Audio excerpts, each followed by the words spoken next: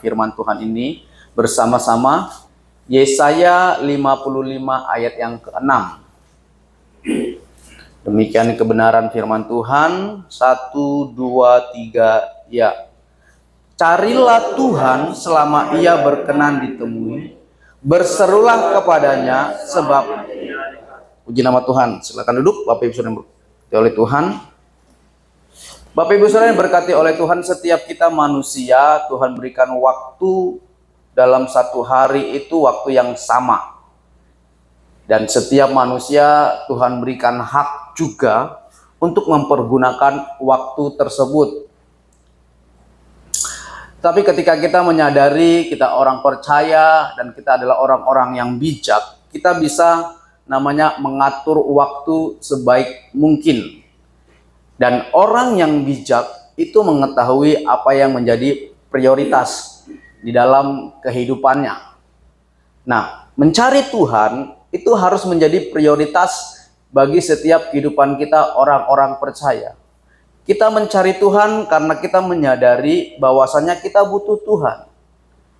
Bukan kita butuh berkatnya Tuhan, tetapi lebih daripada itu kita butuh Tuhan. Karena kita harus menyadari sebagai orang-orang percaya, tanpa Tuhan kita bukan siapa-siapa. Dan tanpa Tuhan kita tidak bisa berbuat apa-apa. Dan kita harus menyadari kalau kita ada sampai hari ini, itu karena Tuhan. Jadi mencari Tuhan, ini harus menjadi satu prioritas utama dalam setiap kehidupan kita. Betul, kita butuh namanya uang. Ya, kita harus bekerja. Tetapi ketika kita tahu apa yang menjadi prioritas kita,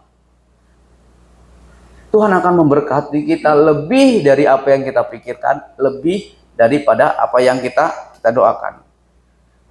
Apa itu mencari Tuhan? Mencari Tuhan artinya satu usaha atau kegiatan yang dilakukan manusia dengan sungguh-sungguh dan kerinduan untuk membangun hubungan dengan Tuhan. Jadi kita mencari Tuhan itu bukan hanya ketika kita sebatas sebuah absensi atau sebatas sebuah rutinitas. Tapi dalam mencari Tuhan ada satu hubungan yang kita bangun dengan Tuhan. Jangan sampai kita mencari Tuhan itu karena sebuah rutinitas atau sebuah formalitas. Supaya apa? Supaya kita diakui oleh dunia sebagai anak Tuhan. Tapi mencari Tuhan, makna dalamnya adalah kita mempunyai hubungan yang baik dengan Tuhan. Karena ada banyak hari-hari ini orang mencari Tuhan, tetapi mereka tidak mendapatkan Tuhan. Karena ada banyak orang mencari Tuhan dengan banyak motivasi. Pastikan kita yang ada di tempat ini adalah pribadi-pribadi yang mencari Tuhan karena memang kita mau bangun hubungan dengan Tuhan. Karena dengan kita membangun hubungan dengan Tuhan, kita memperoleh kekuatan yang baru. Nah, kata mencari dalam Yesaya pasal 55 ayat yang ke-6 itu menggunakan kalimat perintah atau kalimat imperatif. Nah, kalimat imperatif ini kalau kita pelajari dalam bahasa Ibrani itu menggunakan kata daras, kata carilah. Nah, bentuk kalimat imperatif ini adalah sebuah perintah yang harus langsung dikerjakan.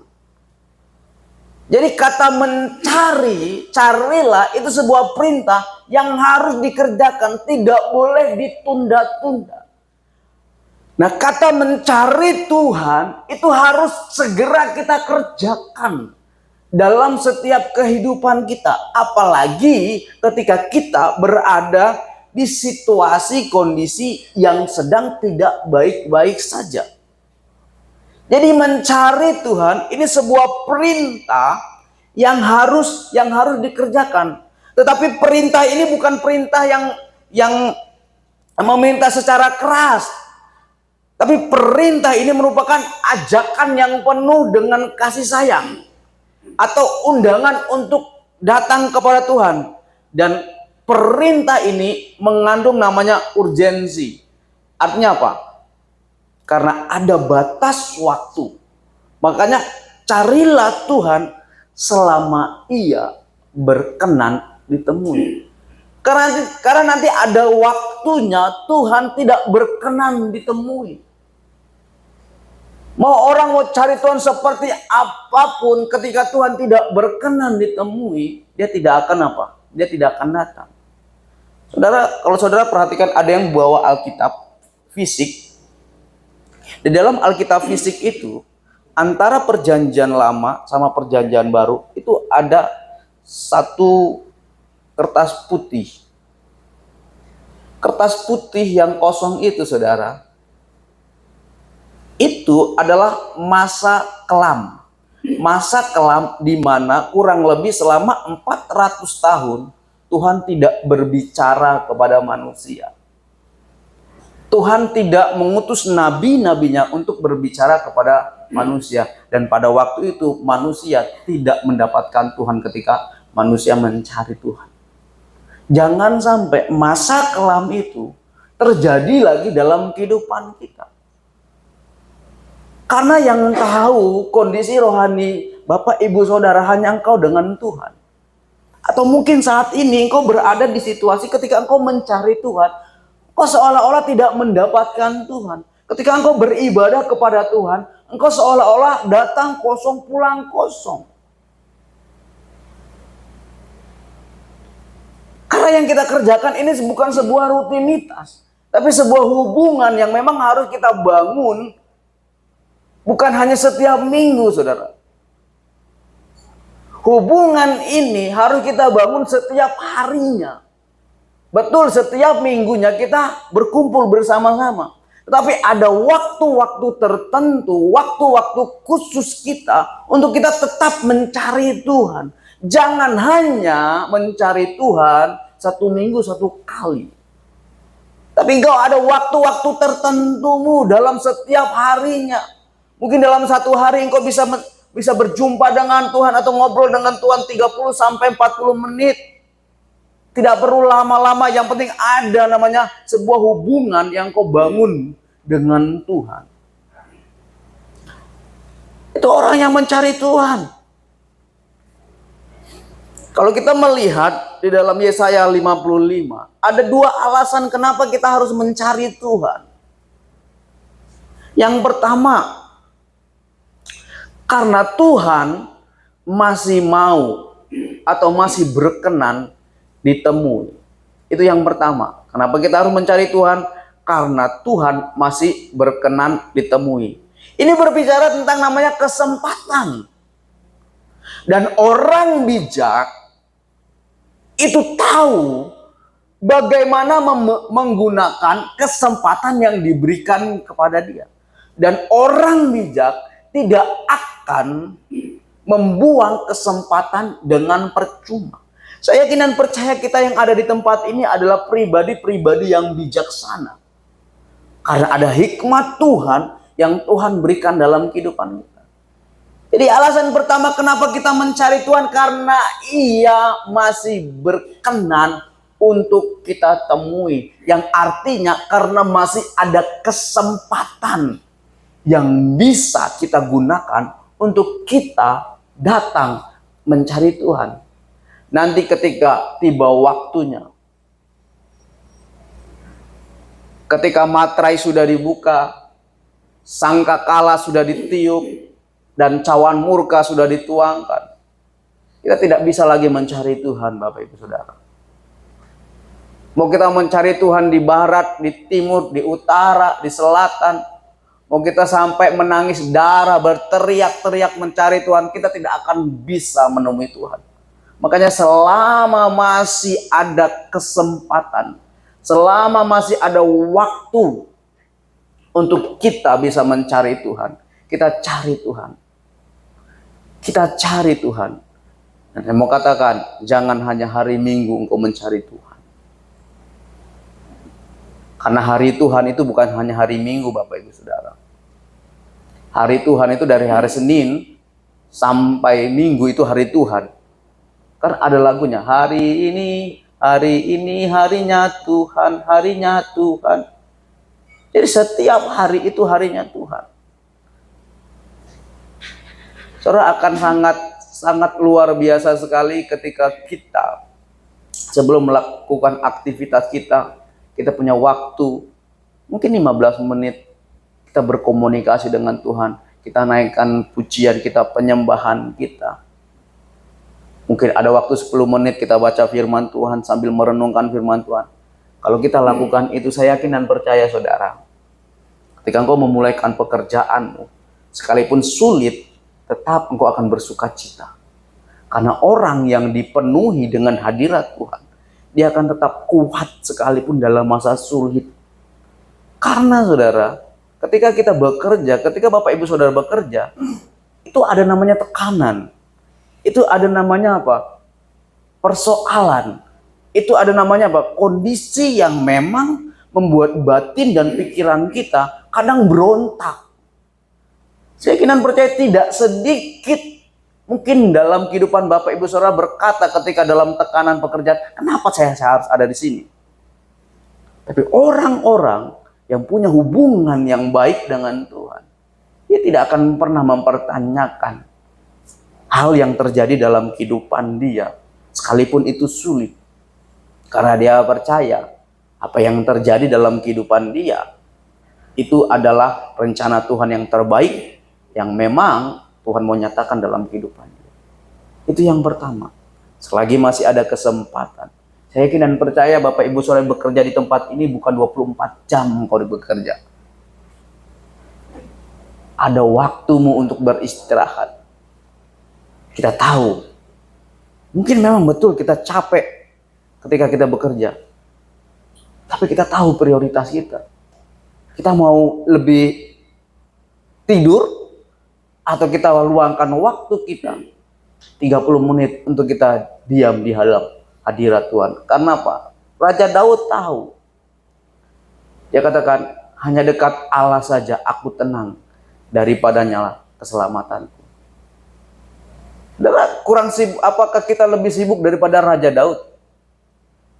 Setiap harinya Raja Daud itu berpikir untuk berperang.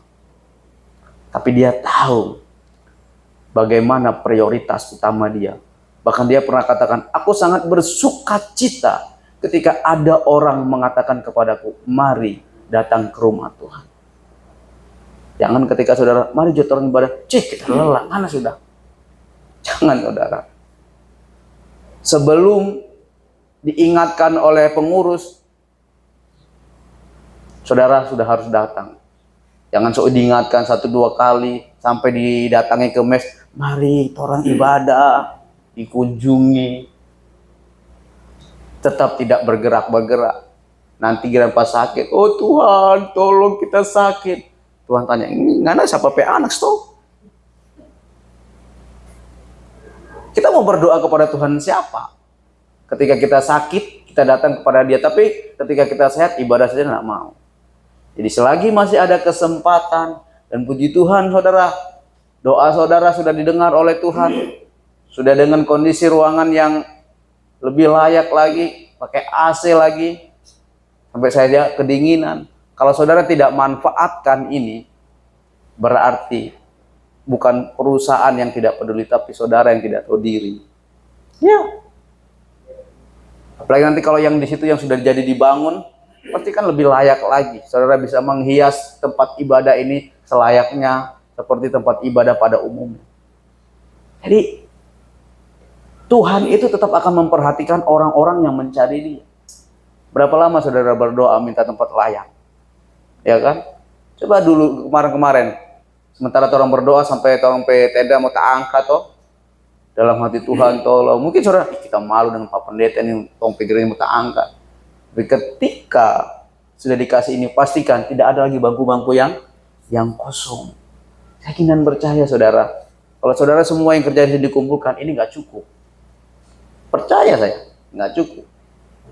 Jadi mari, ketika kita punya kesadaran mencari Tuhan, kita juga ajak teman kita untuk mencari Tuhan. Amin. Yang kedua, kita perhatikan di ayat yang ke-7, dikatakan begini, Yesaya 55 ayat ke-7.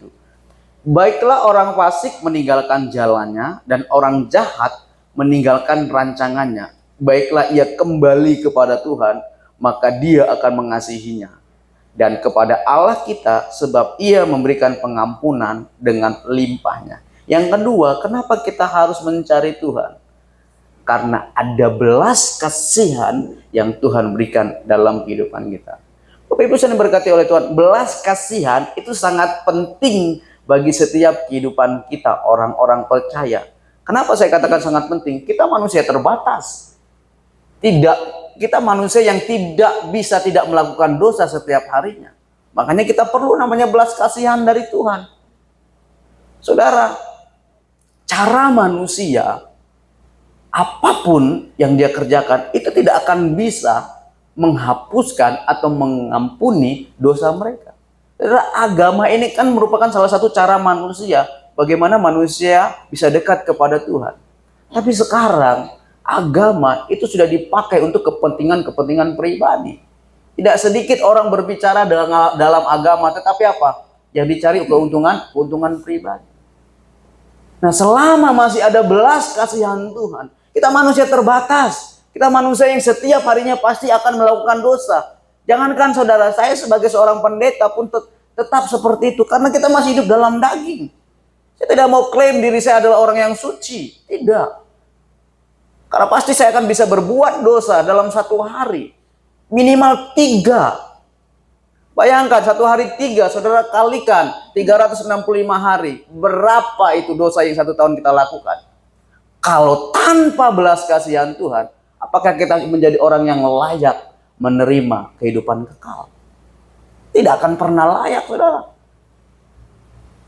Makanya kenapa kita mencari Tuhan? Karena apa? Karena belas kasihan Tuhan dalam kehidupan kita itu sangat besar. Makanya kita diselamatkan itu bukan karena usaha kita, bukan karena pekerjaan kita, tapi karena apa? Karena belas kasihan Tuhan, karena anugerah Tuhan. Siapakah kita? Sehingga kita dilayakkan untuk menerima anugerah yang besar. Saya yakin dan percaya kita sebagai manusia tidak akan mungkin mau berbuat baik kepada orang yang setiap harinya ngejengkelin kita, yang setiap harinya membuat kita sakit hati, apalagi yang setiap harinya mengambil bagi apa yang menjadi milik kita. Nggak akan mungkin. Tapi Tuhan, kasih Tuhan itu tidak pernah berubah sekalipun kita tidak melakukan apa yang Tuhan mau. Coba kita bandingkan dalam satu hari, mana yang lebih banyak kita lakukan? Perbuatan menyenangkan hati Tuhan atau perbuatan melukai hati Tuhan? Pasti kebanyakan kita adalah pribadi-pribadi yang apa? Melukai hati Tuhan. Karena kita masih hidup dalam daging, saudara. Nanti saudara baca dalam Galatia 5 ayat 19 sampai 21. Apa itu perbuatan daging? Perbuatan daging adalah perbuatan-perbuatan yang tidak menyenangkan hati Tuhan. Nah, selama belas kasihan Tuhan itu masih ada dalam kehidupan kita, makanya itu alasan kedua kenapa kita harus mencari Tuhan. Karena ada belas kasihan Tuhan yang besar yang Tuhan berikan dalam kehidupan kita. Dan Tuhan kalau Dia mau mengampuni manusia, itu Dia nggak lihat dosanya dia, dosa kita seperti apa. Yang Tuhan lihat ketika manusia mau diampuni, itu cukup mengaku di hadapan Tuhan. 1 Yohanes 1 ayat 9 dikatakan, jika kita mengaku dosa kita, maka Ia adalah setia dan adil sehingga Ia akan mengampuni segala dosa kita dan menyucikan kita dari segala kejahatan kita. Saudara, tanpa belas kasihan, mungkin kita tidak akan bisa menerima pengampunan dan penyucian dari Tuhan. Kita saja manusia. Kita jujur-jujuran di hadapan Tuhan. Apakah kita mampu mengampuni orang yang bersalah kepada kita? Saya selalu katakan, batas kita itu cuma bisa memaafkan. Karena sering kali Ketika ada orang bersalah kepada kita, kita katakan, oh aku ampuni engkau. Tapi ketika dia lakukan lagi, kita akan bahas nggak kesalahan dia yang lalu? Bahas. Kita akan bahas. Tapi Tuhan, ketika kita akui dosa kita di hadapan Tuhan, maka Ia setia dan adil sehingga Ia mengampuni segala dosa kita dan menyucikan kita dari segala kejahatan kita. Artinya apa? Kita dikembalikan ke settingan awal. Settingan awal manusia apa? Settingan awal manusia, kalau kita pelajari dalam kitab Kejadian, serupa dan segambar Kristus. Itulah belas kasihan Tuhan yang Tuhan nyatakan dalam kehidupan kita. Makanya saudara, ketika malaikat berbuat dosa, Tuhan lempar mereka ke bumi. Tapi ketika manusia berbuat dosa, Tuhan turun ke bumi, mengorbankan hidupnya untuk menyelamatkan umat manusia. Itu belas kasihan Tuhan. Jadi sudah sepatutnya kita mencari Tuhan. Karena apa? Karena belas kasihan Tuhan itu tidak bisa diukur oleh apapun. Belas kasihan Tuhan itu lebih dalam daripada lautan, lebih lebar daripada apa? Samudra, lebih tinggi daripada langit. Tidak ada yang bisa mengukur belas kasihan Tuhan. Bahkan kadang kita terheran-heran dengan belas kasihan yang Tuhan berikan dalam kehidupan kita. Makanya Raja Daud katakan, siapakah aku ini Tuhan? Siapakah keluargaku? Sehingga Engkau memberikan sesuatu yang besar ini kepada kehidupanku. Baiklah kita menjadi orang-orang yang seperti Raja Daud yang menyadari bahwasanya kita terbatas. Tetapi ketika Tuhan memberikan segala sesuatu, kita tahu kalau itu bukan karena hebatnya kita, bukan karena kuatnya kita, tapi karena apa? Belas kasihan Tuhan yang begitu dalam kehidupan kita. Tundukkan kepala.